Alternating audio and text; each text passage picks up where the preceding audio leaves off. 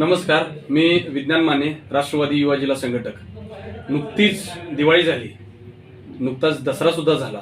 या दिवाळीच्या निमित्ताने जनरल मोटर्सचे काही कामगार यांनी पालकमंत्र्यांच्या घरावरती एक धडक दिली।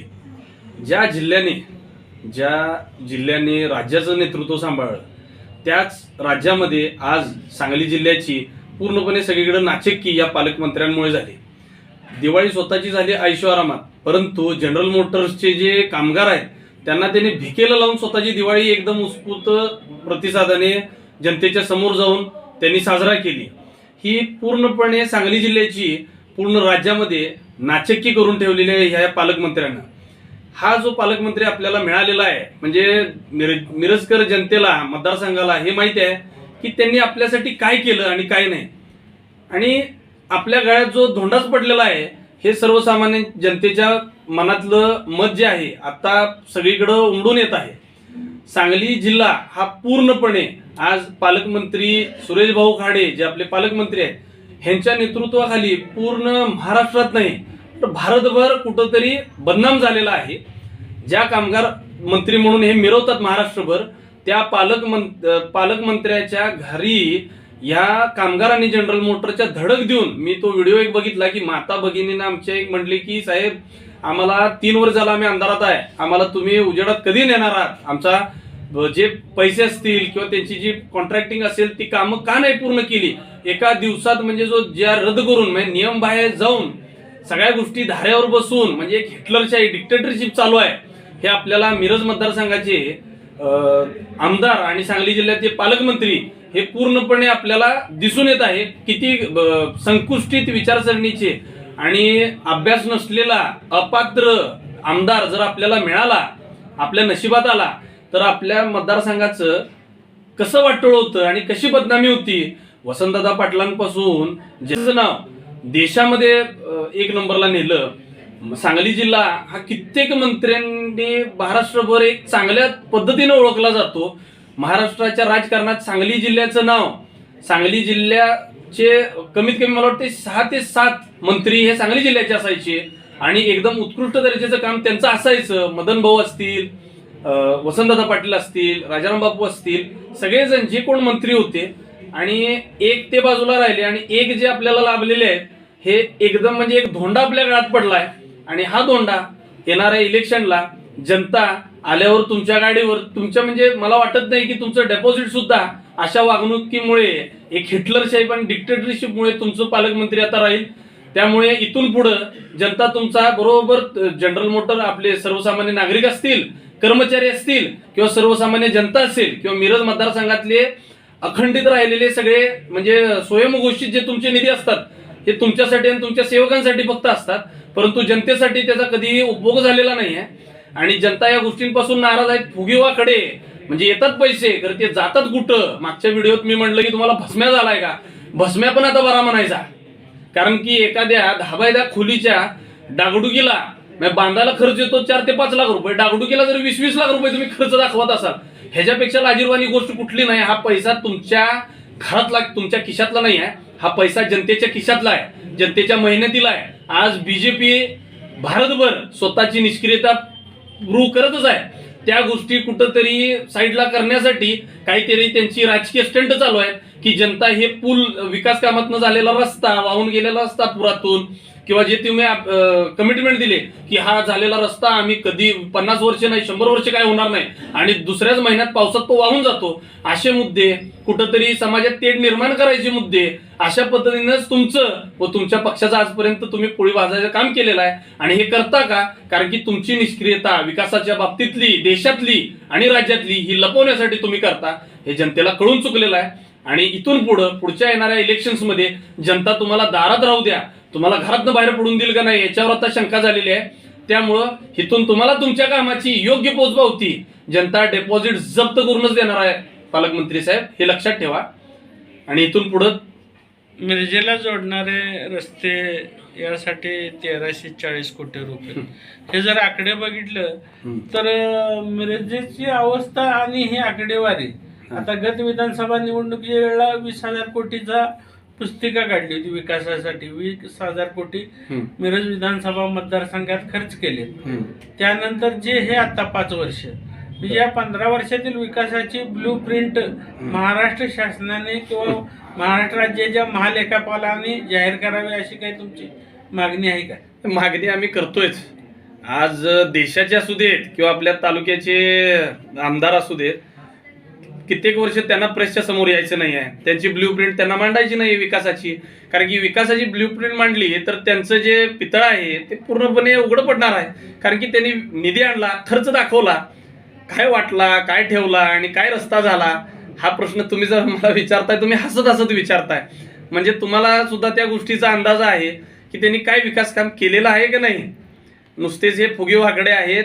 रस्ते म्हणजे त्यांचं एवढं संकुचित पात्र आहेत आपले हे पालकमंत्री साहेब की मल्लेवाडीचा रस्ता मी परवा दिवशी बोललो, मल्लेवाडीनं तर सगळ्यात जास्त मतदान भाऊ तुम्हाला दिलेलं होतं. तुम्ही कसं काय विसरता? गेले कित्येक वर्ष म्हणजे मला वाटते 10 ते 15 वर्ष तुम्हाला साधा 5 वेळा तुम्ही नारळ फुटली. एका झाडाची नारळ मला वाटते मागून संपवली असाल, असे 5 उद्घाटन झाले, निधी आणला, त्याचा खर्च झाला, पण रस्ता साहेब काय झालेला नाही. आणि एक रस्ते तर गायब झालेले आहेत. आता मला एक तुम्हाला बोलायचं आहे, परवा म्हैसाळ योजनेचं पालकमंत्री साहेबांनी तिथं बटन दाबून श्री गणेश केला. बरं साहेब, आमची काहीच अडचण नाही, तुम्ही म्हैसाळला पाणी द्या, तुम्ही सांगोल्याला द्या, तुम्ही जतला द्या, आमची काही अडचण नाही, ते आमचे बांधवच आहेत, ते आमचे बांधव आहेत, सगळ्यांना पाणी मिळालंच पाहिजे. परंतु ज्या मतदारसंघातनं तुम्ही निवडून आला आहात त्या किती गावांना अजून तुमच्या गावांना पाण्यापासून वंचित ठेवणार आहात? तुम्हाला आकडेवारी तर माहित आहेत का? माझ्या गोरगरीब जनतेचे, सर्वसामान्य जनतेचे तिथं पाणी प्यायला तुमच्याकडे येऊन मागणी करून आता टाचा झिजल्या, तरी सुद्धा तुम्हाला त्यांची क्यू आलेली नाही. 15 वर्षामध्ये जरा तरी जनाची नाही मनाची लाज असेल, अजून तुम्हाला लोकांना पाणी पाजायची मूलभूत सुविधा तुम्हाला द्यायला 15 वर्ष झालं खुंची राजकारण तुम्ही करताय. तुम्ही काय पालकमंत्री म्हणून तुम्ही मिरवताय मला सांगा? तुमच्यासारखा निष्क्रिय आणि निकृष्ट दर्जाचा एक ॲडमिनिस्ट्रेटर आपल्याला मिरज पूर्व भागाला मिळालेला आहे आणि पालकमंत्री सांगलीचा मिळालेला आहे. म्हणजे ह्याच्यापेक्षा आम्हाला दुर्दैवी बाग काही नाही. आज आम्ही सांगलीचा आहे म्हणून सांगायला आम्हाला लाज वाटायला लागली सांगली जिल्ह्याचा, तुमच्या या कर्तृत्वामुळं. खूप चांगलं आणि छान कर्तृत्व आहे तुमचं पालकमंत्री साहेब. साहेब, छत्रपती शिवाजी महाराज रस्त्याचं काम आणि किती वर्षात पूर्ण होईल असं तुम्हाला वाटते? अरे, हा जो प्रश्न विचारलाय, महाराजांचं नाव घेतलंय, छत्रपती शिवाजी महाराजांवरती ह्यांची काय मानसिकता आहे मला ह्याच्यावर अजून सुद्धा शंका आहे. म्हणजे इतिहास आहे, महाराजांना ह्यांनी शूद्र मांडलं होतं, अजून सुद्धा तो रस्ता महाराजांचा नावानं रस्ता आहे. तुम्ही किती भावना दुखवणार आहात मला कळत नाही आहे. तो मला वाटतं कॉन्ट्रॅक्टर सुद्धा पळून गेला, त्या कॉन्ट्रॅक्टरला ह्यांनी फसवलं, 3 वेळा निधी आणला, 3 वेळा निधी अजून त्यांना रस्ता करता आला नाही. छत्रपती शिवाजी महाराजांच्या नावाचा महामानवांच्या डोक्यावरती यांनी बॅनरबाजी करून त्यांचा अपमान केलाय. छत्रपती शिवाजी महाराजांचा रस्ता यांनी लाजत मोडत यांनी केला पाहिजे होता, खरं 15 वर्ष झालं हा रस्ता होत नाही आहे. ह्याच्यापेक्षा दुर्दैवी भाग कुठंच नाही आहे. महाराष्ट्रात या पालकमंत्र्यांच्या ह्या कृत्यामुळं, या म्हणजे पैसे खाण्याच्या किंवा अभ्यासू नेतृत्व, मला वाटतं त्यांच्या हातात कामकाजच नसेल किंवा विकास काय करायचा असतो ह्यांना समजतं का नाही? साधं पाणी, मी म्हटलं म्हैसाळ योजनेतलं पाणी त्यांना नागरिकांपर्यंत अजून गावं कित्येक वंचित आहेत. मिरजेची 12-13 गावं वंचित आहेत पाण्यापासून. आज ही गावं तुम्हाला इलेक्शनला 100% पाणी पाजणारच आहे, हे तुम्ही विसरू नका. आणि हा जो रस्ता आहे छत्रपती शिवाजी महाराजांचा रस्ता आहे, हा मला वाटतं राष्ट्रवादी काँग्रेसचाच उमेदवार, हुशार, ज्याला अभ्यास आहे, ज्याला जनतेची जाण आहे, नळ जुडलेली आहे, तोच उमेदवार, राष्ट्रवादीचाच उमेदवार तो रस्ता लवकरच पूर्ण करणार, या पुढच्या इलेक्शनलाच पूर्ण करणार, हा मी तुम्हाला शब्द देतो. आता जिल्ह्यात टेंभू, ताकारी, म्हैसाळ, आरपळ या योजना आहेत. आता म्हैसाळ योजनेचा उगम हा मिरज तालुक्यातून मिरज विधानसभा मतदारसंघात. बरोबर. इतर योजनांचा फायदा त्या तालुक्यांना म्हणजे तासगाव असो, खानापूर असो, कडेगाव असो या तालुक्यांना होऊन तो भाग सुजलाम सुफलाम झाला. अगदी बरोबर. मात्र मिरज विधानसभा मतदारसंघातील अनेक गावं अजूनही टाचा फोडतायत पाण्यासाठी. यासाठी आपले काही प्रयत्न राहणार आहेत का भविष्यात? नाही, आमचे ऑलरेडी प्रयत्न चालू आहेत. आता काय झालंय, मी काही नागरिक जे पाण्यापासून वंचित होते त्यांना घेऊन जाऊन तिथं पालकमंत्र्यांची इथं भेट दिली, त्यांना विचारलं तुम्ही पाणी कधी देणार आहे. परंतु आम्हाला लाज वाटते सांगायला, पाणी जाऊन मागतोय जे आमच्या हक्काचं आहे, मूलभूत सुविधांमध्ये आहे, संविधानिक अधिकार आहे पाण्याचा आणि या गोष्टींचा, तर ही पालकमंत्री त्यांना जाऊन पाणी मागतोय म्हणून आमच्यासारख्या आणि आमच्यासारख्या कार्यकर्त्यांच्यावरती पोलिसांना SP सांगून केसेस घालतो म्हणतात. म्हणजे आम्ही कुठं जायचं? म्हणजे असा पालकमंत्री हिटलर नंतर जो कोण असेल तर आम्हाला हाच वाटतो की आमच्या हक्काचा आहे. मूलभूत सुविधांमध्ये पाणी पाजा हो, चांगलं पाणी द्या, अजून काय हक्कानं मागायचं लोकांनी तुमच्याकडे? मला सांगा आमच्यावर केसेस घालताय, पाणी मागतोय म्हणून, आंदोलन करतोय म्हणून तुमच्यावर केसेस घालणे, ब्लॅकमेल करताय कार्यकर्त्यांना. ह्याच्यापेक्षा निंदनीय आणि लाजिरवाणी गोष्ट मला नाही वाटत कुठली आहे. साहेब, गेल्या 15 वर्षामध्ये मैशाल योजनेच्या पाण्याचा जो उपयोग आहे तो आपल्या दक्षिणेकडील असेल मिरज मतदारसंघाच्या किंवा उत्तरेकडील गावांना अजून झालेला नाही म्हणावं तितका. आता काल जे मैशाल योजनेचे पंप चालू झाले त्याच्यातून सांगितलं की जत, सांगोला आणि मंगळवेढ्याला पाणी मिळणार आहे सुरुवातीचा 1 महिना. मग मिरज मतदारसंघामध्ये एवढी गावं वंचित असताना सुद्धा गेल्या 15 वर्षात ही कामं पूर्ण झालेली नाही. काय साहेब, ह्याचं कारण काय असू शकतं? याचं कारण आता काय आहे, त्यांच्या हातात कारभार आहे की नाही किंवा ते तालुक्यात निवडून आलेत की नाही हे मला वाटते कुठंतरी ते विसरत असतील. साहेब, तुम्हाला आठवण करून देतो, मिरज मतदारसंघातनंच तुम्ही निवडून आला आहात. काही हजार मतांना आलात, खरं आलात ना, त्यामुळेच तुम्हाला मंत्रिपद मिळालंय, वरती कामगार मंत्री झालात. तुम्ही बाकीच्या ठिकाणी जाताय, सगळ्यांना पाणी द्या हो, आमची ती अडचण नाही. स्वतःचा मतदारसंघ पहिला सुजलाम सुफलाम करायचा असतो, तिथनं निवडून येता. हे जनतेला 15 वर्ष झालं तुम्ही दिलेला त्रास आहे. मिरज मतदारसंघाला लागलेली कीड म्हणजे सुरेश भाऊ गाडे, असं मला वाटतं एक नागरिक म्हणून, कुठलाही पक्ष म्हणून म्हणत नाही.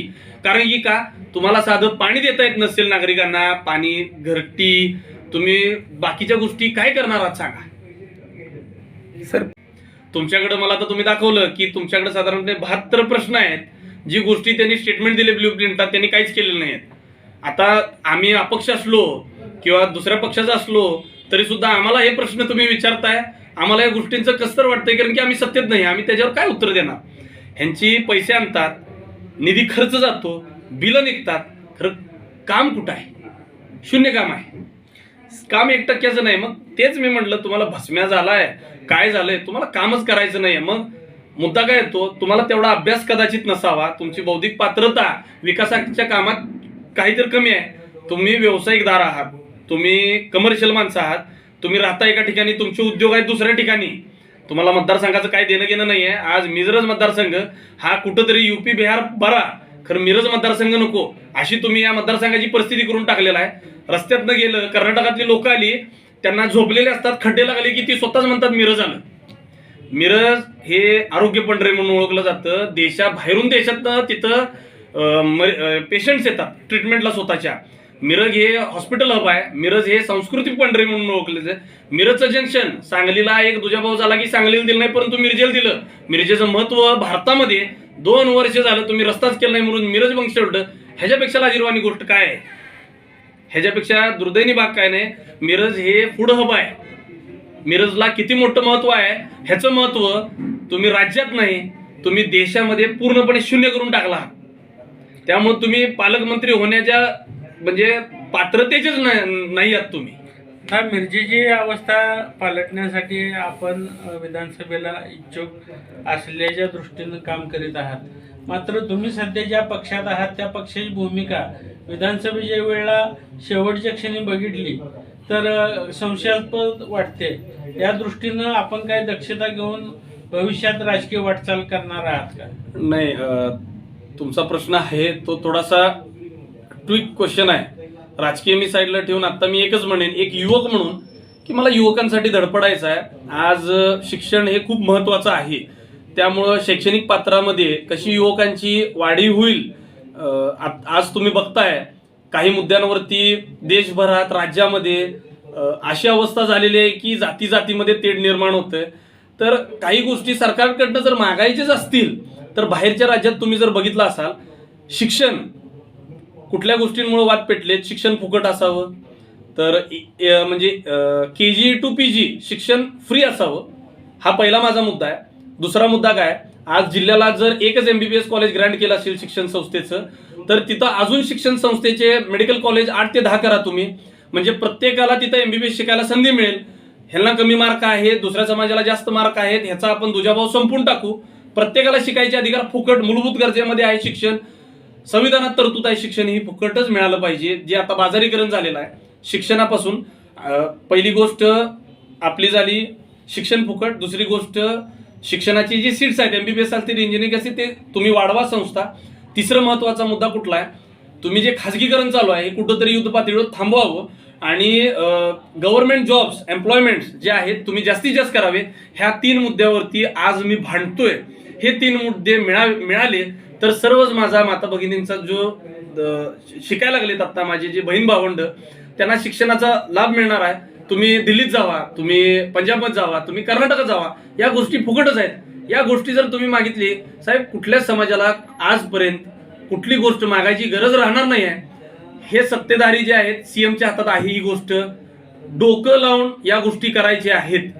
महाराष्ट्रामध्ये काही तुमच्यासारखी किंवा पत्रकार वर्ग आहेत, काही आमच्यासारखी युवक कार्यकर्ते आहेत, त्यांना प्रश्न मांडतोय मी, साहेब तुम्ही विकास काय केला, विकास काय केला, प्रश्न मांडल्यावरती पळून जातात. ती कुठल्याही प्रश्नाची उत्तर देत नाही. परंतु कुठल्या मुद्द्यावर परत येतात, ते जातीय तेढ निर्माण करण्याच्या मुद्द्यावरती येतात. साहेब आज मी एका ठिकाणी राहतो, एक सोपं उदाहरण तुम्हाला देतो. मी एका ठिकाणी राहतोय, तिथं खाली स्मशानभूमी आहे. साहेब तिथं खाली स्मशानभूमी आहे, तर माझ्याकडे एक माणूस येऊन म्हटला की आमच्या आजीचं प्रेत खाली आहे, तर तुमची बिल्डिंग पाडा, आमच्या भावना तिथं जोडलेल्या आहेत. तर मी पाडायची का बिल्डिंग? आता तुम्ही समजून घ्या मला काय म्हणायचं आहे. त्यामुळे मला कुठल्याही पक्षाचं द्वेष नाही करायचं. आमच्या मूलभूत गरजा आहेत, पाण्याचे, शिक्षणाचे, जॉबचे, एम्प्लॉयमेंटचे, त्या आम्हाला द्या. आमचे कित्येक बांधव आहेत माझ्यावर इंजिनिअरिंग केले, पीएचडी करतात. ते करून कोण न्हाव्याच दुकानात आहेत, ते करून कोण वडापाव विकतं, कोण 10,000च्या टेम्पररी बेसिसवर डे अँड नाईट ड्युटी करतं. ह्याची लाज बाळगा, बास करा. कुठं नेऊन ठेवलाय तुम्ही महाराष्ट्र, नाही कुठं नेऊन ठेवलाय देश आमचा आता. त्यामुळे ह्याला एकच मार्ग आहे. माझी भावना आहे ती संघर्षातनं आलेला आहे. आम्ही कुठल्याही घराण्याशाहीला हे करत नाही. सर्वसामान्य घरातला मी मुलगा आहे, युवक, शिकलेला, चांगल्याला पीएचडी शिकलेला मी युवक आहे. मी आजपर्यंत वयाच्या 16 वर्षापासून सर्वसामान्य जनतेमध्ये आहे. त्यांचे काही अडचणी आहेत मला माहिती आहे. मी त्याच अडचणी प्रशासकीय असतील, नॉन प्रशासकीय असतील, मी दिवस आणि रात्र भांडतो. हे मिरजकर जनतेला आणि सांगलीच्या जिल्ह्याच्या जनतेला माहिती आहे. मी तुमच्या या गोष्टीवर एकच म्हणा, साहेब मला काम करू द्या. नंतर जनता जनार्दन आहे, मी जनता जनार्दनावरती ठेवतो. आणि आमचे पक्षाचे जे नेते आहेत त्यांना वाटलं की बाबा विज्ञानचं काम चांगलं आहे तर त्यांनी देतील, नाहीतर त्यांनी दुसरा मार्ग बघतील. हे सगळं माझ्या कामावरती राहील. त्यामुळे मी कुठल्या पक्षात जाईन किंवा मी आहे असं हे मी आता काहीच बोलू शकणार नाही. परंतु मला जनतेची सेवा करायची इच्छा आहे आणि मी पहिला पण करत होतो आणि पुढेही पक्षानं टिक चिन्ह देऊ दे नाही देऊ दे, परंतु मी जनतेची सेवा करतच राहणार. फक्त मिरजेचा कायापालट करणं हा तुमचा ध्यास आहे मतदारसंघाचा. जिल्ह्यामध्ये आपल्याला ते महत्वाचा एक मुद्दा तुम्ही बोलला. सगळीकडे आमदार आहेत, सगळे कोण म्हणजे आता त्यांना अवॉर्ड मिळाला कुठला तर मी ऐकलं. काही आमदार खासदार असे आहेत, मी पक्षाचं नाव घेणार नाही, त्यांना अवॉर्ड मिळालाय की जो निधी आलाय 1ही रुपया न करता तो निधी परत गेलाय. म्हणजे अशा उत्कृष्ट दर्जाचे हुशारवंत आपल्याला या पक्षाचे आमदार आणि खासदार असतील ते लाभलेले आहेत. परंतु असे पण आहेत जी सत्तेत आहेत. आणि मला वाटतंय काही तालुक्यात 1200-1500 कोटीचा निधी वर्षाला येतो आणि तिथल्या गावांपर्यंत असे रस्ते सुजलाम सुफलाम शेतकऱ्यांना, म्हणजे मला वाटतंय आपले तुम्ही मतदारसंघात जिल्ह्याच्या फिरला तर सगळ्या गावांना पाणी सुद्धा पोहोचलेलं आहे. विट्याच्या मतदारसंघात जिथं सत्तेत आहेत एक आमदार आहेत की कामं करतात, विकास काम आपले राष्ट्रवादीचे असू देत, काँग्रेसचे असू देत किंवा सत्तेधारीत असू देत. मी काय आता कुठल्याही पक्षाचा मुद्दा घेऊन बोलत नाहीये तुम्हाला. सत्तेत असणारी सुद्धा कामं करतातच, हो नाही कामं करत असं नाही, परंतु सत्तेत नसलेली सुद्धा करतात. जयंत पाटील साहेब आहेत, धडपड आहे. त्यांनी पालकमंत्री असताना दिवस आणि रात्र हे करून करायचे, 3 तास झोपायचे साहेब आमचे आणि दिवस आणि रात्र करून भिगरी असल्यासारखे जायचे. आणि आजचे हे पालकमंत्री आहेत ज्यांचं कामच फक्त घर आणि ऑफिस आणि घर. म्हणजे ह्यांनी जिथं आम्हाला आमच्यासारख्या युवकाला ड्युटी द्यायला पाहिजे होती, आज मी का उतरलो इलेक्शनच्या ह्याच्यामध्ये सर्वसामान्य जनतेमध्ये, आम्हाला तुम्ही पर्याय नाही ठेवला साहेब. आज आम्हाला रस्त्यावर तुम्ही आणलेला आहे, आम्हाला जॉब नाही, काय नाही, वाली नाही. मग आमच्या जीवावरती युवकांच्या राजकारण तुम्ही करणार, आमच्या युवकांच्या जीवावरती तुम्ही सत्तेत येणार आणि परत युवकांना सगळ्या मूलभूत गरजेपासून वंचित ठेवणार. आमच्या आया बहिणींना तुम्ही पाणी सुद्धा देणार नाही. मग आम्ही तुम्हाला सोडायचं कसं आहे? आता युवकांची गरज आहे देशाला. आपल्या जीवावरती इलेक्शन ठेवणाऱ्या या राजकारणांना आपण अद्दल घडवायची आहे। आत्ताची येणारी इलेक्शन जी आहे आपण आपल्या हातामध्ये आपण स्वतः उचलून धरायची आहे। ही इलेक्शन अजिबात सोडायची नाही। ही आपल्या अस्तित्वाची इलेक्शन आहे मित्रांनो, मित्रमैत्रिणींनो, आई बहिणींनो, मी तुम्हाला हात जोडून विनंती करतो, हीच इलेक्शन आहे। या इलेक्शन नंतर आपल्याला चान्स मिळणार नाही आहे। जे आपण या 15 वर्षात भुगलेलं आहे 10 वर्षात त्याचं उत्तर देणं गरजेचं आहे। इलेक्शन ही हाताळायची आहे। इलेक्शन ही आता डोक्यावर घेऊन आपल्या मनपसंतीचा नेता, हुशार, कर्तृत्ववान हाच आपण निवडून देऊया का? उद्या कॉलर धरून आपल्याला काम करता येते, ही कुठंही येणार नाही। परवा पालकमंत्री साहेब म्हटले, जी नागरिक आले, ज्यांना अडचण आहे, जी त्यांच्यावर आंदोलन केली, त्यांना म्हणतात व्यवस्थित बोलायला नाही तर बाहेर खणून देईल। अहो, तुमच्या घरचं खातात का ते? त्यांच्या जीवावरच तुम्ही आहात ना, पालकमंत्री आहात। त्या आमच्या जनतेच्या पैशावर तुम्ही पालकमंत्री झालात आणि आमच्यावरती जसा उद्रेक दाखवणार आहात का तुम्ही? ही हिटलरशाही आहे। ही हिटलरशाही संपल्याशिवाय तालुक्याचा, आपल्या जिल्ह्याचा, म्हणजे स्टेटचा किंवा देशाचा सुद्धा विकास होणार नाही आहे। ही मुळातनं उपडून परत टाकण्याची गरज आज आलेली आहे। महागाईनं सगळेजण त्रासलेले आहेत, कित्येक मुद्दे आहेत, त्यांनी सगळ्या गोष्टी फ्लॉप केलेल्या आहेत। विकासाबद्दल एक बाईट घेत नाहीत। आज आम्ही बोलतोय, मी चॅलेंज देऊन सांगतो पालकमंत्र्यांना, माझ्या समोर एक आवाहन करतो मी आज, माझ्यासारखे सर्वसामान्य कार्यकर्ते, मी म्हणतोय नेता नाही, मी युवक आहे, मी प्रश्न मांडतो जनतेची, माझ्यासारखी 4 ते 5 सर्वसामान्य जनतेची माणसं समोर बसवायची प्रेसला आणि पालकमंत्र्यांनी त्यांच्या प्रश्नातला एक उत्तर देऊन दाखवायचं। साहेब, राजकारण सोडतो, एक उत्तर काहीही केलेलं नाहीये, निष्क्रिय आणि निकृष्ट दर्जाचा, ज्यानं आपल्या तालुक्याचं, जिल्ह्याचं नाव, जिल्ह्याचं राजकारण, महाराष्ट्राचं राजकारण ज्या जिल्हा घडवत होता त्या जिल्ह्याचं नाव, तालुक्याचं नाव ह्यांनी पूर्णपणे संपुष्टात आणलेलं आहे। ही आपल्यासाठी लाजिरवाणी गोष्ट आहे। असला धोंडा पालकमंत्र्यासारखा आपल्या गळ्यात पडलेला आहे, हा लवकरच काढून पडगिनी फेकून देऊ आणि आपल्याला आपला जिल्हा परत सुजलाम सुफलाम करू, आपला तालुका सुजलाम सुफलाम करू। राष्ट्रवादीच्याच काळात काँग्रेस, राष्ट्रवादी आणि महाविकास आघाडी, शिवसेना ह्यांच्याच काळात छत्रपती शिवाजी महाराजांचा रस्ता सुद्धा होणार, सर्व गावांना पाण्याचा न्याय सुद्धा मिळणार, सर्व रस्ते सुद्धा महाविकास आघाडीच्याच ह्याच्यात होणार, सर्व विकास कामे किती असो सगळी महाविकास आघाडीच्याच काळामध्ये होणार का? पूर्वग्रामीण विचारसरणीचा आमचा हा पक्ष आहे, सर्वसामान्यांना जोडलेले नाळेतल्या विचारांचा आहे, शेतकऱ्यांचा आमचा पक्ष आहे। त्यामुळे जनतेला ही माहिती आहे आणि जनता पालकमंत्री साहेब तुमचं डिपॉझिट ठेवणार सुद्धा नाही।